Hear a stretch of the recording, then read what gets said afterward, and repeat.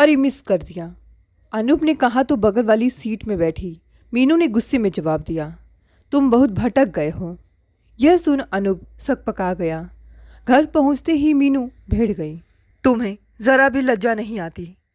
मेरी छोड़ो, लेकिन इस समाज के बारे में तो सोचो। क्या सोचती होंगी वे तुम्हारे बारे में?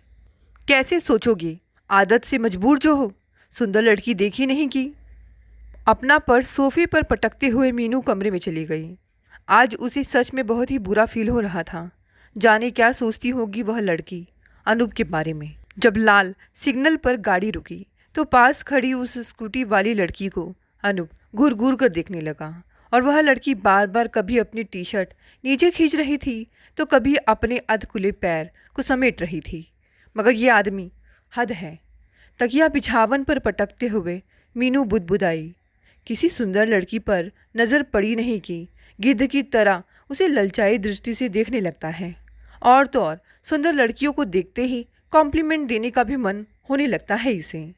मुझे शर्म आ जाती है, पर इस निर्लज इंसान को जरा भी शर्म नहीं आती।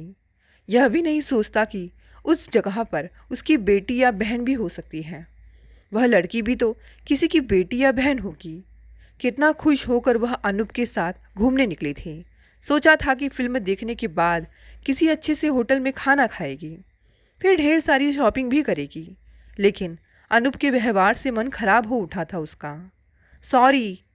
मीनू का हाथ पकड़कर अनूप बोला तो जोर से उसने उसका हाथ झटक दिया और किचन में आकर रात के खाने की तैयारी करने लगी। मीनू, अब माफ़ भी कर दो ना। अपने कान पकड़ते हुए अनूप बोला, सच कहता हूँ कि मैं उस लड़की को नहीं देख रहा था। वो तो मैं। अच्छा छोड़ो, देखो कान पकड़कर मैं फिर से तुम्हें सॉरी बोलता हूँ। अब गुस्सा थूक भी दो ना प्लीज़। लेकिन आज मीनू का पारा कुछ ज़्यादा ही गर्म था, इसीलिए माफ़ करने का तो सवाल ही नहीं उठता था। खाना रहने दो, चलो बाहर खा कर आते हैं। अनूप की बात पर मीनू का पारा और सातवें आसमान पर चढ़ गया। अच्छा, ताकि तुम्हें फिर लड़कियों को घूरने का मौका मिल जाएगा, है ना? चाकू को सब्जी पर पटकती हुई मीनू बोली, मुझे तो समझ नहीं आता कि तुम किस टाइप के इंसान हो, क्योंकि बातें तो तुम बड़ी शराफत की करते हो, लेकिन तुम्हारी सारी शराफत हवा क्यों हो जाती है? और कोई लड़की ज़रा हाय हेलो प्लीज़ क्या बोल देती है, तुम तो उस पर अपना सब कुछ न्यौछावर करने को तैयार हो जाते हो। लेकिन बीवी ज़रा एक बैग उठाने को बोल दे तो नौकर समझ रखा है क्या? आंखें दिखाते हो। आखिर क्या है उन औरतों में? व्यथित होते हुए मीनू बोली, एक युवा बेटी के पिता होने के बाद भी सुंदर महिलाओं को देखना, उससे दोस्ती करना अनूप का पैशन था। उसका सोचना था कि बंदर कितना भी बूढ़ा क्यों ना हो जाए, पर गुलाटी मारना कभी नहीं छोड़ता। वैसे अनूप को देखकर उसकी उम्र का पता नहीं लगाया जा सकता था, क्योंकि उसने अपने आप को खूब अच्छी तरह से मेंटेन करके रखा था। बोलो ना, क्या सोचने लग गए? क्या है उन औरतों में जो मुझ में नहीं है? मीनू ने फिर से वही बात दोहराई। मेरी जान, कैसे समझाऊं तुम्हें? घर का खाना कितना भी स्वादिष्ट क्यों ना हो, बाहर के खाने की बात ही कुछ और होती है। मुस्कुराते हुए अनूप बुदबुदाया, लेकिन जैसे ही उसकी नज़र मीनू से टकराई एकदम से मुंह बना लिया। ज़्यादा मुंह मत बनाओ, बता रही हूँ मैं। अपनी करनी से खुद तो एक दिन मुसीबत में फंसोगे ही, साथ ही हमें भी ले डूबोगे। बोलकर जिस तरह से उसने गरम कढ़ाई में सब्जी का छौंक लगाया, अनूप को समझती देर नहीं लगी कि अब यहाँ से खिसक जाने में ही उसकी भलाई है। लेकिन यह भी पता है उसे, मीनू का गुस्सा एक उबाल के बाद शांत भी हो जाता है, लेकिन ज़्यादा फूंक मारो तो और छिटकने लगती है। मीनू की यही कमजोरी है। पहले तो वह अपने पति को सिर पर बैठा लेती है, इतना प्यार और केयर करने लगती है कि पूछो मत। लेकिन जब गुस्सा चढ़ता है तो इज्जत भी उतार कर रख देती है, और अनूप उसकी इस आदत का खूब अच्छी तरह से फ़ायदा उठाता है। किचन से आती आवाज़ सुनकर अनूप अपने मन में ही सोचने लगा, अब भंवरे भी कभी फूल से दूर रह सकते हैं भला? एक युवा बेटी का बाप होते हुए भी ऐसी छिछोरी हरकत करते इसे ज़रा भी लाज नहीं आती। हाँ हाँ, हूँ मैं एक युवा बेटी का बाप, तो क्या हो गया? तो क्या मैं अपने सारे अरमान मिट्टी में दफन कर दूँ? अपनी सोच पर इतराते हुए अनूप मुस्कुराया और एक महिला दोस्त से चैटिंग करने लगा। लेकिन जैसे ही मीनू के आने की आहट सुनाई पड़ी, फ़ोन बंद कर मुंह बनाकर बैठ गया। ऐसी बात नहीं है कि अनूप को अपने परिवार की फिक्र नहीं है। बहुत प्यार करता है वह अपनी बीवी बच्चे से। देश विदेश घुमाना, होटल में खिलाना, शॉपिंग करवाना, सब करता है अपने परिवार के लिए। कभी कभी मीनू ही उकता जाती है, कहती है कि उसकी अलमारी कपड़ों से अटी पड़ी है, क्या करेगी वह और कपड़े खरीद कर। लेकिन अनूप कहता है इंसान को फैशन के अनुसार कपड़े पहनने चाहिए। अनूप का फंडा है, बीवी की हर ज़रूरतें पूरी करते रहो, उसका मुंह अपने आप बंद हो जाएगा। चलो खाना बन गया है, बोलकर मीनू कमरे में पड़े सुबह के जूठे कप उठाते हुए भुनभुनाते हुए बोली। यहाँ लोगों को जरा भी शर्म नहीं है कि चाय पीकर कम से कम जूठा कप तो बेसिन में ही रखाएं। मीनू का इशारा अनूप की तरफ ही था, लेकिन आज उसे चुप रहने में ही अपनी भलाई लगी। सो उठकर वह सीधे जाकर टेबल पर बैठ गया। अनूप की प्लेट में गरम रोटियां डालते हुए मीनू भन्नाई, सुधर जाओ नहीं तो बता रही हूँ, तुम्हारा यही हाल रहा तो मायके चली जाऊंगी। मीनू सिर्फ बोलती है, पर अनूप जानता है कि वह ऐसा कुछ नहीं करेगी, और वह यह भी जानता है कि वह कभी नहीं सुधरने वाला। खा क्यों नहीं रहे, फिर कोई सपना देखने लग गई क्या? मीनू ने टोका तो अनूप घबरा कर रोटियां तोड़ने लगा। चाहे कितनी भी लड़ाई हो जाए उनके बीच, पर मीनू अनूप का वैसे ही ख्याल रखती है। अनूप के लिए गर्म खाना, धुले और प्रेस किए हुए कपड़े, उसकी हर ज़रूरतों का सामान मीनू की पहली प्राथमिकता होती है। और यह बात अनूप भी अच्छी तरह जानता है कि मीनू उसकी पसंद नापसंद का कितना ख्याल रखती है। मीनू भी समझती है कि अनूप इतनी मेहनत अपने परिवार के लिए ही तो करता है, उनकी हर सुख सुविधाओं का कितना ख्याल रखता है। वह कभी किसी चीज़ की कमी नहीं होने देता, परंतु उसकी एक दो आदतें मीनू को बिल्कुल पसंद नहीं है। एक तो सुंदर औरतों के पीछे भागना, और दूसरा शराब पीना। कितना समझाया है कि शराब सेहत के लिए हानिकारक है, बल्कि औरतों को घूरना भी सेहत के लिए कम हानिकारक नहीं है, क्योंकि अगर किसी महिला ने जाकर उसके खिलाफ छेड़छाड़ का मामला दर्ज करा दिया तो पुलिस के डंडे तो पड़ेंगे ही, नाम भी बदनाम हो जाएगा। मगर अनूप समझता ही नहीं। कभी कभी अनूप का व्यवहार मीनू के लिए इतना एम्बैरेसिंग हो जाता है कि वही शर्म से गड़ जाती है। अब वह कोई बच्चा तो है नहीं जो दो चार थप्पड़ लगाकर समझा दिया जाए। उस दिन अपने दोस्तों की वेडिंग एनिवर्सरी में कैसे वह उस खूबसूरत महिला के साथ शराब के नशे में झूमने लगा था, यह भी नहीं सोचा कि उसकी इस हरकत से मीनू को कितना बुरा लग रहा होगा, और वह औरत भी कितनी बेशर्म थी। कौन थी वह औरत? जो भी हो, पर उसे देखकर लग नहीं रहा था कि वह शादीशुदा है। वैसे अब कहाँ पता चल पाता है कि महिला शादीशुदा है या नहीं, क्योंकि सिंदूर, चूड़ियाँ और मंगलसूत्र पहनना तो अब बीते ज़माने की बात हो गई है। आज की महिलाएं काफ़ी मॉडर्न बन चुकी हैं। वैसे इस बात से मीनू को भी कोई फ़र्क नहीं पड़ता, क्योंकि वह खुद शादी का टैग लगाकर घूमना पसंद नहीं करती। लेकिन हाँ, जब उसे किसी पार्टी में जाना होता है तो कभी कभार स्टाइल के लिए मांग में जरा सा सिंदूर भर लेती है। वैसे अनूप को भी इन सब बातों से कोई फ़र्क नहीं पड़ता। वह तो खुद कहता है कि ज़रूरत क्या है यह सब करने की, खुल कर जियो यार। बचा हुआ खाना फ्रिज में रखते हुए मीनू सोचने लगी कि अनूप की हर बात सही है, पर उसका औरतों को घूरना, उसके साथ फ्लर्ट करना उसे जरा भी नहीं पसंद। अगले दिन अपनी प्यार भरी बातों से आज फिर अनूप ने अपनी भोली भाली पत्नी को शीशे में उतार लिया था। अनूप को ऑफिस भेजकर मीनू किचन के बाकी काम निपटाने लगे। तब तक रिंकी भी आ गई। रिंकी चुप नहीं रह सकती कभी भी। काम करते हुए पटर पटर बोलते रहना उसकी आदत है। रिंकी रिंकी नाम नहीं, बल्कि एक चलता फिरता टेप रिकॉर्डर है। आसपास के घरों में क्या हो रहा है, किस पति पत्नी के बीच मन मुटाव चल रहा है, किस सास बहू में टंटा हुआ, किसकी बेटी भाग गई, सब रिकॉर्ड करके रखती है और जा जाकर दूसरे घरों को सुनाती है। काम करते हुए ही रस ले लेकर वह आस पड़ोस के घरों की कहानियाँ बोलती रहती है और सब बड़े प्यार से सुनते हैं। रिंकी काम करने के तो पैसे लेती ही है, रसीली खबर सुनाने के भी उसे कुछ ना कुछ मिल ही जाता है। खुश होकर कोई उसे अपनी अच्छी भली साड़ियाँ सूट दे देती हैं, तो किसी के घर से पुरानी लिपस्टिक, नेल पॉलिश या मेकअप का सामान मिल जाने पर वह झूम उठती है। मीनू भी रिंकी के आने का बेसब्री से इंतज़ार करती, ताकि आस पड़ोस की चटपटी खबरें सुनने को मिल सकें। अपनी आदत के अनुसार आते ही रिंकी शुरू हो गई। क्या बात कह रही है रिंकी? कुसुम चाची का अपनी बहू से झगड़ा हुआ? अच्छा, बहू उन्हें अपने साथ नहीं रखना चाहती? हाय क्या ज़माना आ गया है, देखो तो। लेकिन वह तो अपनी बहू की बड़ाई करते नहीं थकती। जब देखो मेरी बहू ये, मेरी बहू वो।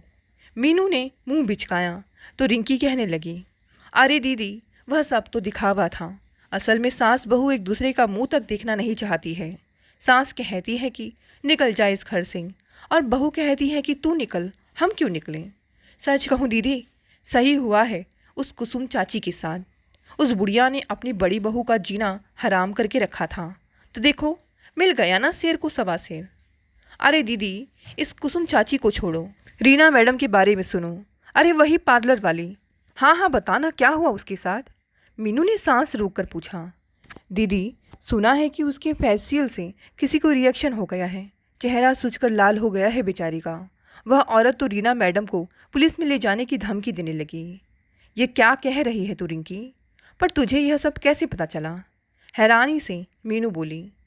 आपको तो पता ही है कि रीना मैडम ने मुझ पर पार्लर से सामान चोरी करने का इल्ज़ाम लगाया था। हाँ, तो तभी से मैंने उनके घर काम करना छोड़ दिया। लेकिन मेरी ही बस्ती की एक औरत उसके घर काम करने जाती है। उसने ही बताया कि वह महिला रीना मैडम पर केस करने जा रही थी। फिर रीना मैडम ने उस औरत के सामने हाथ पैर जोड़े। एक लंबी सांस छोड़ते हुए विजयी मुस्कान के साथ रिंकी बोली, आपने आपको बड़ी हीरोइन समझती थी। रिंकी की बात पर मीनू की हंसी छूट गई। वैसे मीनू को भी खूब मज़ा आ रहा था रीना की बुराई सुनकर। उसके घमंडी व्यवहार के कारण ही तो मीनू ने उसका पार्लर जाना छोड़ दिया था। और रीना मैडम के पति तो एकदम गिरा हुआ इंसान है। रिंकी फिर शुरू हो गई। आज सुबह जब मैं काम पर आ रही थी तब वह मुझे ऐसे घूरने लगा कि क्या कहूँ। मैं भी उसके सामने थूक कर आगे बढ़ गई। अच्छा किया ना दीदी, ऐसे लोगों के साथ ऐसा ही व्यवहार करना चाहिए। बोलकर रिंकी जिस तरह से हंसने लगी, मीनू को अच्छा नहीं लगा। अच्छा अच्छा चुप हो जा। सुन, तेरा काम पूरा हो जाए तो एक कप चाय बनाती जाना, मेरा सिर भारी हुआ जा रहा है। बोलकर मीनू किताब उठाकर उसके पन्ने पलटने लगी। लेकिन उसके चेहरे के आगे उस स्कूटी वाली का चेहरा नाचने लगा था, जिसे अनूप घूर रहा था और वह उससे बचने की कोशिश कर रही थी। उस लड़की का मन भी तो अनूप के मुंह पर थूकने का कर रहा था। सोचकर मीनू शर्म से गड़ गई। अपनी ज़िंदगी में हर एक लड़की को एक ना एक बार एक इस सिचुएशन से गुजरना ही पड़ता है। कभी कभी तो करीबी दोस्त या परिवार का ही कोई सदस्य लड़कियों का शोषण करता है और वह कुछ बोल नहीं पाती है। दरवाजे की घंटी से मीनू अतीत से वर्तमान में आ गई। दरवाज़ा खोला तो सामने अनूप खड़ा मुस्कुरा रहा था। आ गई तुम? और ये हाथ में क्या है? अनूप के हाथ में लाल पन्नी से लपेटा हुआ एक पैकेट देखकर मीनू चिहुक उठी। अब अंदर भी आने दोगी या यहीं खड़े खड़े सवाल जवाब करोगी? अनूप ने कहा तो मीनू जरा साइड हो गई। खोल कर देखो तो इसमें क्या है। लाल पन्नी से लपेटा पैकेट मीनू की ओर बढ़ाते हुए उसके चेहरे के आते जाते भाव को पढ़ने लगा। वाह अनूप, इसमें तो आईफोन है, मेरे लिए? मीनू ने पूछा तो आंखों के इशारे से अनूप बोला कि हाँ, ये फ़ोन उसके लिए ही है। लेकिन यह मोबाइल तो बहुत महंगा लगता है। कितने का आया है बताओ? अरे तुम आम खाओ ना, गुटली क्यों गिनती हो? अनूप ने कहा। गिनूंगी, बताओ कहाँ से आए इतने पैसे? मीनू तो अनूप के पीछे ही पड़ गई कि आखिर अचानक से उसके पास इतने सारे पैसे कहाँ से आ गए। बोलो ना अनूप, नहीं तो मुझे नहीं चाहिए यह मोबाइल। रखो अपना मोबाइल अपने पास। मीनू ने मुंह बनाया। अरे भाई, तुम बोल रही थी ना कि तुम्हारा मोबाइल ठीक से काम नहीं कर रहा है, बात करते करते कट जाता है, तो इसीलिए नया ले आया। और अगले महीने तुम्हारा जन्मदिन भी तो आ रहा है ना, तो गिफ्ट समझकर रख लो, अनूप ने कहा। तो मीनू उससे लिपट गई, यह बोलकर कि वह उसका कितना ख्याल रखता है। अच्छा, बात बात पर मुझे गालियाँ देती रहती हो। जरा किसी लड़की को देख क्या लेता हूँ, आंखें दिखाने लगती हो, जबकि जानती हो कि मैं तुमसे कितना प्यार करता हूँ। मैं तो एक नारी ब्रह्मचारी हूँ। अच्छा ठीक है, मैं तुम्हें नहीं डांटूंगी, लेकिन तुम भी ऐसी वैसी हरकतें मत किया करो। बोलकर मीनू हंस पड़ी। मीनू जानती है कि अनूप उसे कभी धोखा नहीं दे सकता, लेकिन डर इस बात का है कि कोई उसे बेवकूफ़ ना बना दे। कितनों को देखा है लड़कियों के चक्कर में कंगाल बनते हुए, सुबह अनूप को ऑफिस भेजकर रोज की तरह वह अपने काम में लग गई। सर, मैं आई कम इन? अनूप के केबिन के बाहर खड़ी एक महिला बोली। अनूप किसी से फ़ोन पर बातें करने में व्यस्त था, इसीलिए बिना देखे ही उसने इशारों से अंदर आने को बोल दिया। Thank you. उस महिला की मधुर खनकती आवाज़ जब अनूप के कानों में पड़ी तो उसने अपनी नज़रें उठाकर देखा तो भला की खूबसूरत उस महिला पर अनूप की नज़र टिक गई। उसने अपनी ज़िंदगी में पहली बार इतनी खूबसूरत महिला देखी थी। सर, मैं निहारिका पटेल हूँ। जब उस महिला ने अपना नाम बताया तो अनूप की सुस्ती तुरंत फुर्ती में बदल गई। बोलिए मैडम, मैं आपकी क्या सहायता कर सकता हूँ? निहारिका के चेहरे पर से नज़रें हटाते हुए अनूप ने कहा। सर, मुझे अपना ब्यूटी पार्लर खोलने के लिए बैंक से 10 लाख रुपए का लोन चाहिए। निहारिका बोले जा रही थी। अनूप उसकी मादक और मोहक खुशबू में सराबोर हुए जा रहा था। उसका मन कर रहा था कि वह यूं ही बोलती रहे और वह ऐसे ही उसे निहारता रहे। सर, क्या मुझे बैंक से लोन मिल सकता है? हाँ हाँ, क्यों नहीं मैडम। हम यहाँ बैठे किस लिए हैं? आपकी सेवा में। मेरा मतलब है कि आप जैसों की सेवा के लिए ही ना। उसकी आंखों में झांकते हुए अनूप बोला। वैसे लोन तो आपको मिल ही जाएगा, कोई समस्या नहीं है, लेकिन इसके लिए कोई गारंटर का होना ज़रूरी है। ऐसे हम किसी को लोन नहीं दे सकते। लेकिन निहारिका कहने लगी कि वह इस शहर में अभी कुछ महीने पहले ही रहने आई है, यहाँ किसी को ज़्यादा नहीं जानती। निहारिका आगे कुछ बोलती कि अनूप बीच में ही बोल पड़ा। आपकी बात सही है मैडम, लेकिन यह तो बैंक का रूल है। हम बिना गारंटर के किसी को भी लोन नहीं दे सकते। बोलकर वह हंस पड़ा। ठीक है सर, तो मैं फिर चलती हूँ। खड़ी होती हुई निहारिका बोली। क्या बात है, आज बड़े चुप चुप लग रहे हो? सब ठीक तो है ना? खाना खाते समय अनूप को चुप देखकर मीनू ने पूछा तो वह यह बोलकर कमरे की तरफ बढ़ गया कि आज ऑफिस में काम ज़्यादा था, इसलिए ज़रा थकावट हो रही है। अनूप यह सोचकर गुस्से से भर उठा कि वह भी ना एक नंबर का गधा है। कितनी सुंदर औरत चलकर उसके पास आई और वह उसे इतनी आसानी से जाने दिया। और कुछ भी तो नहीं जानता वह उसके बारे में कि वह कौन है, कहाँ रहती है। अरे कम से कम उसका फ़ोन नंबर तो ले लिया होता। लेकिन अब पछताए होत क्या जब चिड़िया चुग गई खेत। और गारंटर का क्या है, अपने किसी दोस्त को बना देता, या खुद मैं भी तो बन सकता था ना। अरे कौन सा वह बैंक के पैसे लेकर भाग जाती। सही कहती है मीनू, मैंने पिछली रोटी खाई है, तभी मेरा दिमाग सही समय पर काम नहीं करता। अपने मन में ही सोच अनूप पछतावे से भर उठा। रात में कितनी देर तक उसे नींद नहीं आई, फिर जाने कब उसकी आंख लग गई। सुबह मीनू ने उठाया तब जाकर उसकी आंख खुली। चाय पीते हुए भी वह वही सब बातें सोचने लगा।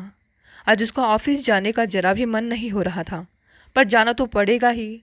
सो खा पीकर तैयार होकर ऑफिस के लिए निकल गया और सोचने लगा, काश निहारिका एक बार फिर उसे मिल जाए तो इस बार उसे जाने नहीं देगा।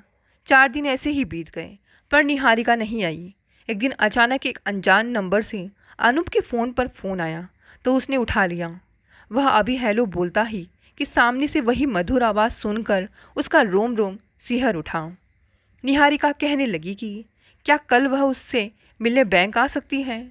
अनूप अभी बोलने ही जा रहा था कि वह तो खुद उससे मिलने को बेचैन है, लेकिन उसने खुद को कंट्रोल कर लिया, क्योंकि इतनी जल्दी वह शिकारी को अपने जाल में नहीं फंसाना चाहता था। पहले थोड़ा दाना डालेगा, फिर खुद ब खुद उसके जाल में फंसती चली जाएगी। सर, आपने बताया नहीं, क्या मैं कल आपसे मिलने आ सकती हूँ? निहारिका ने फिर वही बात दोहराई तो अनूप ने बड़े ही शालीनता से हाँ में जवाब देकर फ़ोन रख दिया। लेकिन उसके दिल में जो हलचल मची थी नहीं बता सकता था। ऑफिस पहुंचकर अनूप बेसब्री से निहारिका के आने का इंतज़ार करने लगा। कुछ देर बाद मैसेंजर ने आकर बताया कि एक महिला उससे मिलना चाहती है, भेज दो कहकर अनूप निहारिका के सपनों में खो गया। तभी उसकी खनकती आवाज़ से अनूप की तंद्रा टूटी और जब उसने मुस्कुराते हुए जीएम सर कहा तो अनूप को जैसे जोर का करंट लगा। GM please have a seat. Anup ने कुर्सी की तरफ इशारा किया। थैंक यू सर बोलकर वह कुर्सी पर बैठ गई और कहने लगी कि वह 1-2 बैंक गई थी लोन मांगने, पर कहीं भी उसका काम नहीं बना। लेकिन अगर आप मेरी मदद कर दे तो लोन मिल सकता है। वह कैसे मैडम? अनूप ने उसे तिरछी नज़रों से देखते हुए पूछा। सर, वह तो मुझे नहीं पता, लेकिन आप इतने बड़े बैंक में मैनेजर हैं। देखने में आप इंसान भी अच्छे लग रहे हैं। कुछ तो मेरी मदद कर ही सकते हैं। सर, मुझे पैसों की सख्त ज़रूरत है, वरना मैं यूँ बैंक के चक्कर नहीं काट रही होती। मैं जल्द ही बैंक का लोन चुका दूंगी। विश्वास कीजिए सर मेरी बात पर। निहारिका की बात पर अनूप को कुछ कुछ विश्वास होने लगा कि यह औरत सही बोल रही है। इसी तरह वह रोज़ किसी न किसी बहाने अनूप से मिलने लगी। अगर वह नहीं आ पाती तो सामने से अनूप ही उसे फ़ोन लगा देता।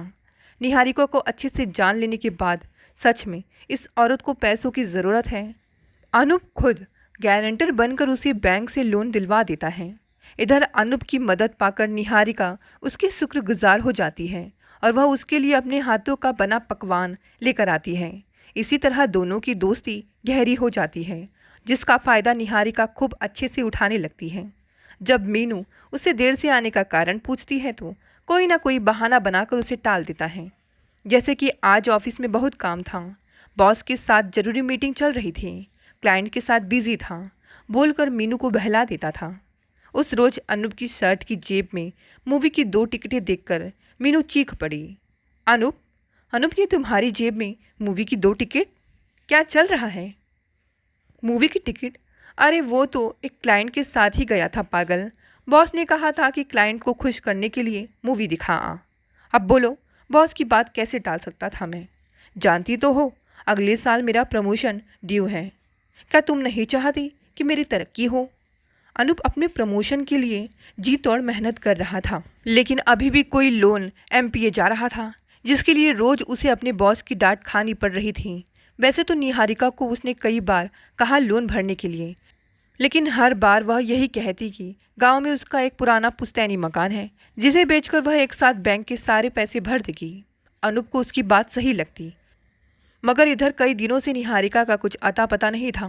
ना तो वह उससे मिलने आ रही थी और ना ही उसका फ़ोन उठा रही थी।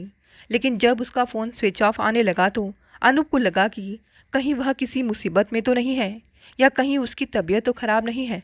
यह सोचकर वह उससे मिलने उसके घर चला गया।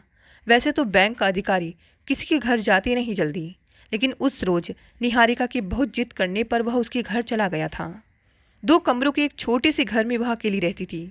बताया था उसने उसके माँ बाप का देहांत हो चुका है। शादी हुई पर पति से उसका तलाक हो चुका है और अब वह अपने जीवन में अकेली है। ब्यूटी पार्लर का कोर्स कर रखा है, इसीलिए अपना खुद का एक पार्लर खोलना चाहती है, जिसके लिए उसे बैंक से लोन चाहिए। खैर, जब अनूप उसके घर पहुंचा तो दरवाजे पर बड़ा सा ताला लटका देखकर हैरान रह गया। हैरान इसलिए क्योंकि अपनी हर एक छोटी से छोटी बात वह उसे बताती आई थी, तो यह बात कैसे नहीं बताई कि वह कहाँ जा रही है, वह कहाँ गई है, कब आएगी, कैसे पता करेगा, समझ नहीं आ रहा था उसे। तभी उसे सामने से एक अधेड़ उम्र की महिला आती दिखी।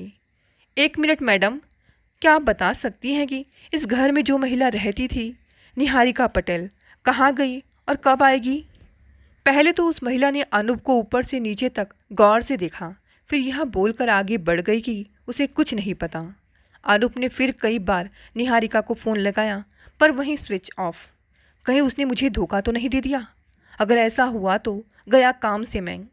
अपने मन में ही सोच अनूप ने माथा पकड़ लिया। बहुत पता लगाया, लेकिन निहारिका का कहीं कोई पता ठिकाना नहीं मिला उसे। लेकिन एक रोज़ निहारिका की सच्चाई जानकर अनूप को जोर का करंट लगा। उसने अनूप को जो जो बताया अपने बारे में, सब झूठ था। यहाँ तक कि उसका नाम भी झूठ था। कितना समझाया था मीनू ने, सुधर जाओ वरना खुद तो डूबोगे ही एक दिन और हमें भी ले डूबोगे। और ऐसा ही हुआ। अनूप हमेशा मीनू की बातों को इग्नोर करता आया था, लेकिन आज उसे एहसास हो रहा था कि वह कितना गलत था। लेकिन अब क्या? पैसे तो अब उसे अपनी जेब से ही भरने पड़ेंगे ना, वरना अपनी नौकरी से जाएगा।